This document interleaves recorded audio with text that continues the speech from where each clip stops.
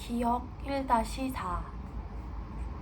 르네는 적에게 쫓기듯이 집으로 뛰어들어가 문을 쾅 닫는다.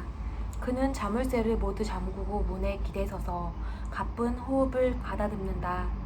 파리 19구 샤를미셸역 근처 작은 건물 8층에 있는 자기 아파트의 낯익은 풍경 속으로 들어오고 나니 안도감이 든다. 세계 각지에서 수집한 가면들이 거실에서 판도라의 상자, 관객들처럼 조소하듯 그를 맞는다. 일본 가부키 가면과 아프리카 바올레족의 가면, 베네치아 카니발 가면에 미소가 화살처럼 날아온다. 그는 숨을 크게 내뱉는다. 내가 사람을 죽였어. 르네 톨레다노는 욕실로 가서 손을 씻고 얼굴에 찬물을 끼얹는다. 손의 상처는 간단히 소독만 하고 붕대는 감지 않는다. 그는 피 묻은 옷을 벗어 세탁기에 집어넣고 세면대 위에 걸린 거울을 들여다본다. 손을 들어 이폴리트처럼 앞머리를 납작하게 올려붙인다. 오른쪽 눈이 다시 말썽이다. 나는 누구지? 그는 마치 거울 속의 사람과 대화하듯 묻는다. 내가 아닌 것 같아. 거울 속에 보이는 이 사람은 누굴까? 이게 나란 말이야? 내가 어떻게 이 몸과 이 얼굴을 갖게 됐을까? 과연 이 외피가 내가 진정 누구인지 말해줄 수 있을까? 스스로 영웅이라고 자부하지만 괴물에 불과한 이자는 누구일까? 다 그놈의 심층 기억 때문이야. 그 비밀의 동굴에 들어가지 말았어야 했는데. 구역질이 인다. 나는 누구였을까? 그는 소리내어 묻는다. 답을 알면서도 차마 입 밖으로 내지 못한다. 나는 살인자였어. 잊고 있다가 기억이 난 것일 뿐이야. 그리고 다시 살인자가 됐어. 땅굴에서 가차없이 멱을 땄던 독일 병사의 모습이 눈앞에 아른거린다. 그땐 전쟁 중이었어. 허용되는 행동이었어. 그런 게 영웅의 모습이었어. 다시 눈꺼풀이 들썩인다. 그는 눈을 감고 눈꺼풀을 살짝 눌러준다. 르네가 기억하는 어린 시절의 그는 말썽을 일으키지 않는 조용한 아이였다. 호기심이 많았던 그에게 학교는 즐거운 곳이었다. 과학교사였던 어머니는 엄한 분이었는데 수시로 이렇게 말했다. 잘못을 저질렀으면 절대 숨기면 안 된다. 고백하는 순간 절반은 용서받은 거야. 거짓말을 하거나 잘못을 숨기는 건 나쁜 거란다. 르네야, 잊지 말아라. 고백하는 순간 이미 절반은 용서받은 거야. 역사 교사였던 아버지는 어머니와 달리 자상한 분이었다. 아버지는 아들에게 사회가 강요하는 틀에서 벗어나라고 가르쳤다. 삶의 거시적인 관점에서 바라보려면 자신이 속한 무리의 과거를 반드시 알아야 한다는 게 아버지의 지론이었다. 아버지 에밀은 어린 아들에게 역사의 진실을 들려주며 조상들의 삶에 대한 관심과 흥미를 일깨웠다. 그는 그렇게 아들이 걸어갈 길을 제시해 주었고 르네는 자연스럽게 그 길에 들어섰다. 르네는 아버지 덕분에 그리스 신화와 라틴어 고전, 중세 이야기의 재미를 발견할 수 있었다. 하루는 전쟁 이야기를 들려주던 아버지가 그의 손을 잡으며 비장하게 말했다. 아들아, 전쟁은 실제 전쟁은 말이야. 정말로 끔찍한 것이란다. 서로 알지도 못하는 불쌍한 사람들끼리 죽고 죽이는 게 전쟁의 추악한 실체란다. 전쟁은 전쟁터에서 끝나지 않아. 사지가 절단된 사람들이 가득한 병원에서 죄 없는 이들이 잡혀와 갇혀있는 감방에서도 계속되지. 전쟁은 아름다운 것도 감동적인 것도 아니야. 그런데도 역사는 전쟁과 전투를 가장 많이 기억하지. 안타까운 일이야. 나는 기쁘고 행복한 순간들이 기록되는 역사를 보고 싶단다. 하지만 사람들은 그런 역사에는 별로 관심이 없지. 11살 때쯤인가? 르네가 학교에서 돌아와 가방을 내려놓자마자 아버지에게 물었다. 아빠, 선생님이 오늘 1515년 마리나냐노 전투를 외워두라고 하셨어요. 자세한 설명도 해주지 않고 무조건 외워야 한다고만 하셨어요. 마리냐노는 어디 있어요? 전쟁이 왜 일어났어요? 어떻게 됐어요? 좋은 질문이구나. 마리냐노는 이탈리아 북부에 있단다. 당시 직계 혈통이 아님에도 젊은 나이에 프랑스 왕위에 올랐던 프랑스와 1세는 왕권을 확립할 방법을 고심하고 있었어. 자신의 존재감을 드러낼 기회만 노리고 있었지. 때마침 교황이 이탈리아 북부 귀족들의 문란한 풍속을 못마땅해 한다는 걸 안 그는 소돔과 고모라에 비견할 만한 밀라노와 토리노의 귀족들을 혼쭐내서 충성심을 보여주겠다는 결심을 하지. 그가 알프스 산맥을 넘어 이탈리아 북부로 진격하자 밀라노와 토리노 사람들은 그에 맞서기 위해 스위스 용병을 고용했어. 그렇게 이탈리아 땅인 마리냐노에서 프랑스인과 스위스인이 전쟁을 벌이는 총극이 벌어졌단다. 비극이 시작됐지. 양측 군대는 눈과 안개 속에서 싸워야 했는데 시야가 나빠 아군을 적군으로 오인해 실수로 죽이는 일이 빈번하다 보니 전력 손실이 어마어마했단다. 어느 날 새벽 악천후를 뚫고 스위스 용병이 프랑스 군대에 일격을 가해 승리를 거머쥐려는 순간 베네치아에서 프랑스를 돕기 위해 응원군을 보내왔단다. 베네치아 군대는 스위스 용병을 상대로 극적인 승리를 거두었지. 이후 프랑스 군대는 이탈리아를 떠났단다. 결국 아무 소용도 없는 전투를 한 거잖아요. 수많은 사람이 눈밭에서 목숨만 잃고 끝난 전투였어. 정치적 목적을 위해서 말이야. 그 전투가 프랑스와 1세한테는 엄청난 홍보 효과가 있긴 했지. 마리냐노 전투의 위대한 승리자를 자처하며 지휘관으로서의 카리스마를 가시할 수 있었으니까. 하지만 그날 베네치아 군대의 개입이 승리에 결정적 역할을 했다는 건 사람들 기억에 없지. 그 후 프랑스와 1세는 승전 지휘관으로서 백성들에게 왕권의 정통성을 인정받을 수 있었어. 이 사건은 우리에게 한 가지 시사점을 준단다. 실제로 무슨 일이 일어났는지가 아니라 역사가들이 무엇을 기술했는지가 중요하다는 사실을 말이지. 그럼 역사가들이 힘이 제일 세요? 그래서 아빠도 역사를 전공했어요? 아버지는 대답 대신 하던 말을 이어갔다. 프랑스와 1세는 전투에서 이긴 자신이 뛰어난 전략가라는 착각을 하게 되고 그런 허황된 생각을 가지고 경쟁자였던 카를 5세와 전쟁을 벌이게 돼. 그게 1525년 파비아 전투란다. 하지만 프랑스와 1세는 크게 패해 포로가 되었고 나라가 휘청할 만큼 어마어마한 몸값을 주고서야 풀려나게 되지. 그 이후로 그는 전쟁 욕심을 버리고 음악과 미술, 여인들과의 유희에만 탐닉했단다.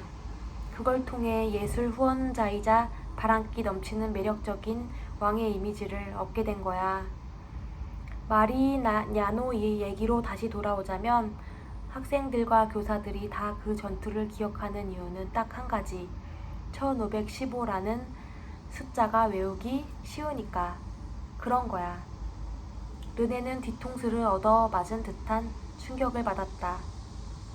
아버지가 덧붙인 말은 더 놀라웠다. 쥘 미슐레도 마찬가지란다.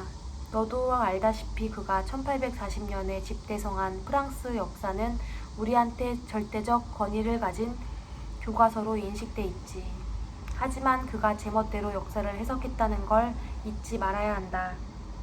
어떤 전투가 중요한지, 어떤 왕은 위대하고 어떤 왕은 별 볼 일 없는지 그가 선택하고 자의적으로 판단해 썼다는 뜻이야. 자신의 정치적 비전에 부합하게 왜곡했다는 거야. 하지만 아무도 이 일을 제기하는 사람이 없었단다. 어린 르네는 우리가 아는 역사적 사실들이 실제로는 힘있는 후원자의 비위를 맞추려고 역사가들이 퍼뜨린 정치 선전에 불과하다는 사실을 깨닫고 충격을 받았다. 그는 당장 루네모스라는 이름의 파일을 만들어 잘 알려지지 않은 역사적 사실들을 기록하기 시작했다. 그는 아버지한테 들은 놀라운 이야기들로 파일을 채워나갔다. 하루는 어린 르네가 에밀에게 물었다. 아빠, 이 얘기들을 왜 수업에서는 해주지 않아요? 에밀이 아들을 진지하게 쳐다보면서 입을 뗐다. 아빠 말을 잘 기억해두렴. 진짜 무슨 일이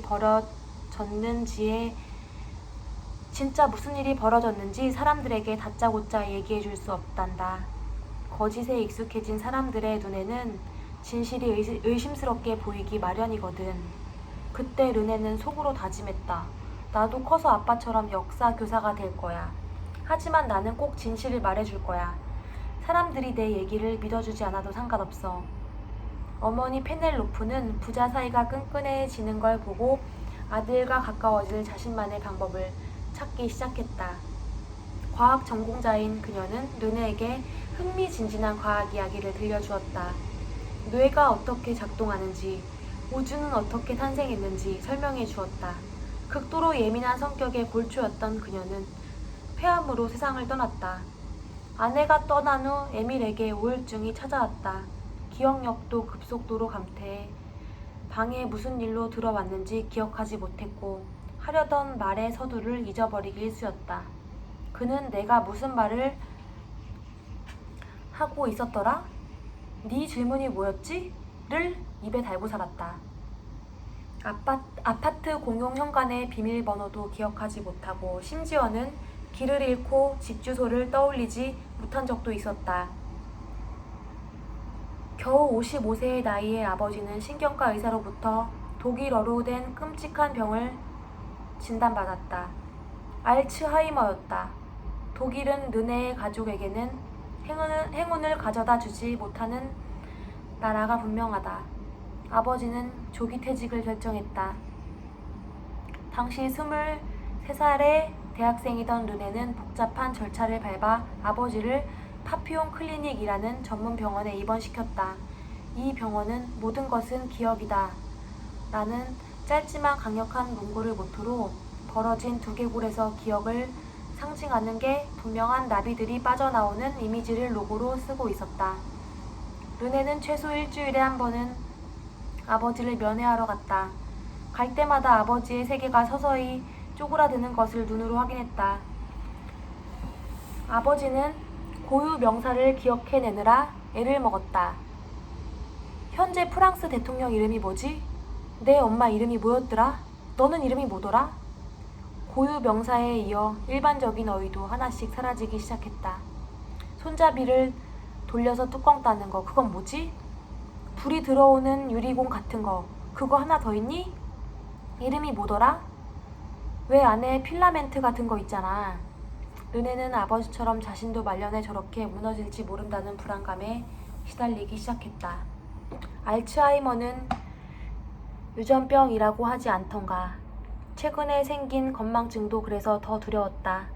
그는 문득문득 구멍이 뚫린 배낭 같은 자신의 뇌를 떠올렸다.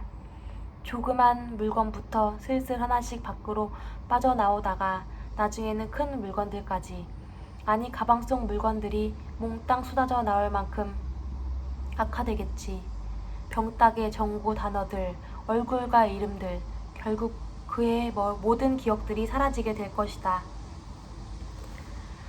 아버지의 세계가 전부 사라지고 있어. 시간 문제일 뿐 나도 결국 같은 길을 걷게 될 거야. 오늘 초저녁까지만 해도 그는 난파자처럼 기억의 뗏목을 붙잡고 조용히 살고 있었다. 어제와 오늘이 다르지 않은 착실한 공무원, 엘로디의 친구, 상사들의 인정을 받는 열정 넘치는 역사교사, 알츠하이머라는 다모클레스의 검을 머리에 이고 살아가는 미래의 퇴직자. 그런데 바로 1시간 전에 그 빌어먹을 심층 기억이 예기치 않게 등장하는 바람에 자신의 숨겨진 단면을 발견하게 됐다. 내 두꺼운 무의식의 문 뒤에 살인자가 숨어 있었어. 체면이 일상적 기억 뒤에 묻혀있던 그 기억을 끄집어 올린 거야. 거기만 가지 않았어도 그 기억을 모른 채 살아갈 수 있었을 텐데. 그는 얼굴에 찬물을 어푸어푸 끼얹는다. 기억의 실체를 알아야겠어. 르네는 컴퓨터를 켜고 검색창에 수맹 대담을 입력한다. 당시 전선은 수화송에서 랭스까지 그어져 있었다. 프랑스 군의 첫 대규모 공세는 1917년 4월 16일 새벽 6시에 개시됐다. 아군 전력은 85만, 독일군 전력은 68만이었다. 아군의 지휘관은 그의 예상대로 니벨 장군이었다. 아군의 전투가 끝나고 나서야 독일군이 1914년부터 이 일대에 들어와 거미줄처럼 땅굴을 파놓고 있었다는 사실을 발견했다. 적군은 땅을 깊게 파고 튼튼하게 보강한 땅굴을 통해 전선의 앞뒤를 연결하고 있었다. 독일군 점령 고지에 대대적인 포격을 감행했음에도 불구하고 프랑스 보병부대가 후미에서 출몰한 독일군에게 꼼짝없이 포위됐던 것은 바로 그 땅굴 때문이었다. 공세 첫날에 대략 장교 150명과 병사 5,000명이 전사했다. 희생된 병사의 절반이 식민지 세네갈의 청년들이었다. 공격이 길어야 이틀 지속될 것이라던 니벨 장군의 장담과 달리 4월 16일에 개시된 전투는 그해 10월 24일에야 종료됐다. 프랑스 측 사망자는 18만 7천 명, 독일 측 사망자는 16만 3천 명이었다. 그런데 그 후 사령관의 심대한 전략적 실수를 지적한 이가 아무도 없었다는 것을 르네는 알게 됐다. 어마어마한 사상자를 낸 끔찍하고 비효율적인 전투였다는 사실이 승전의 환호에 묻혀버렸던 것이다. 그로부터 20여 년이 흐른 제2차 세계대전 때도 프랑스 장군들은 제1차 세계대전의 전과를 떠올리며 또다시 참호전을 준비했다. 이번에는 독일군의 전차를 최전선에 배치하고 프랑스의 방어선을 우회하는 새로운 전략을 구사하리라는 것을 전혀 예측하지 못했기 때문이다. 역사에서 교훈을 얻지 못하면 대가를 치르는 수밖에 없지. 르네는 인터넷을 뒤져 제1차 세계대전 공식 사망자 명단을 찾아낸다. 거기에서 슈맹대담 전투에 참전해 23세의 나이로 전사한 이폴리트 펠리시에 장병의 이름을 발견한다. 눈으로 보고도 믿기지 않는다. 혹시나 하는 마음에 사진이 있는지 확인하려고 클릭하는 순간 퇴행 최면의 거울 속 얼굴과 똑같은 얼굴이 모니터에 나타난다. 똑같은 회색 눈, 콧수염, 얇은 입술, 턱 보조개까지. 르네는 이폴리트 펠리시의 상병의 복무 기록을 읽어 내려간다. 그는 후방에서 위험한 특공 임무를 수행하던 의용군의 일원이었다. 전투에서 10명이 넘는 적군을 죽인 정예병이었다고. 땅굴에서 전사한 그에게 사후의 훈장이 추서되었다고 기록에 적혀있다. 그의 영웅이었어. 그는 영웅이었어. 영웅이라고 꼭 좋은 건 아니야. 제일 먼저 죽으니까. 끝까지 살아남는 자들은 비겁한 자들. 보신만 생각하고 어떻게든 전투를 피하는 자들이야. 그런 자들이 자식을 낳고 천수를 누리는 거야. 그리고 우리는 그런 자들의 입을 통해 어떤 일이 벌어졌는지 알게 돼. 이미 세상에 없는 영웅들은 그 자들의 말을 반박할 수가 없는 거지. 그는 죽은 청년 병사의 사진을 뚫어지게 들여다본다. 이 살인자가 내 영혼 어딘가에 묻혀 있었어. 그는 전시의 적군을 칼로 찔러 죽였고 그건 영웅적인 행동이었어. 똑같이 했어도 내 행동은 범죄야. 이폴리트 펠리시의 사진을 보며 그는 혼란스러워진다. 육화된 또 한 명의 그가 시간을 건너와 그를 쳐다보고 있는 듯한 느낌. 타인의 생명을 단축시키는 건 내가 원했던 게 아니야. 나는 그 일에 쾌감을 느낀 적이 없었어. 나는 상관들의 명령을 따르기 위해 사람을 죽였을 뿐이야. 외세의 침략에서 조국을 지키기 위해 살인을 했던 거야. 아까도 나는 내 목숨을 구하기 위해 사람을 죽였어. 그건 정당방위였어. 그는 컴퓨터 모니터에 비치는 자신의 그림자를 물끄러미 바라본다. 하나의 영혼, 두 개의 몸. 그는 푸 한숨을 쏟는다. 자수해야겠어. 내일 아침 눈 뜨자마자 경찰서부터 가자. 그는 침대에서 몸을 뒤척이며 잠을 이루지 못한다. 남은 인생을 살인죄에 감옥에서 보내야 하는 거야? 체면에 걸려? 과거에 내가 심층 기억에서 튀어나왔기 때문에 창문 너머에서 다리 거대한 어머니의 눈을 하고 야단치듯이 그를 내려다보고 있다. 잘못을 고백하는 순간 이미 절반은 용서받은 거야. 그는 오늘 일을 잊으려고 애쓰다 잠이 든다.